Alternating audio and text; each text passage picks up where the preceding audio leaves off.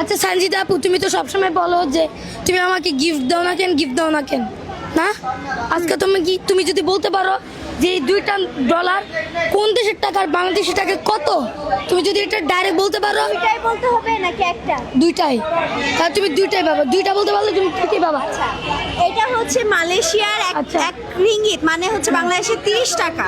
আর এটা হচ্ছে মালদ্বীপের। আচ্ছা বাট এইটা মালদ্বীপেরটা আমার ধারণাই, কিন্তু এটা মালদ্বীপের। আর এটা হচ্ছে মালয়েশিয়ার এক রিঙ্গিত, মানে বাংলাদেশের 30 টাকা। এটা কত? এটা আমি বলতে পারবো না, যেহেতু আমি মালদ্বীপে এখনো যাই নাই।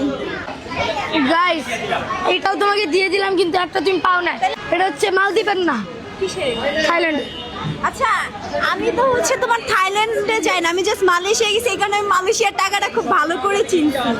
না, তুমি সবসময় আমার কাছে গিফট চাও, তোমাকে আমি 5 বছরের গিফট দিয়ে দিছি। এই দুইটা কি আমার? হ্যাঁ সত্যি? হ্যাঁ আসলে? আসলে Wow! তোমাকে আর গিফট দিব না, বুঝছো, এই দুইটাই পাই।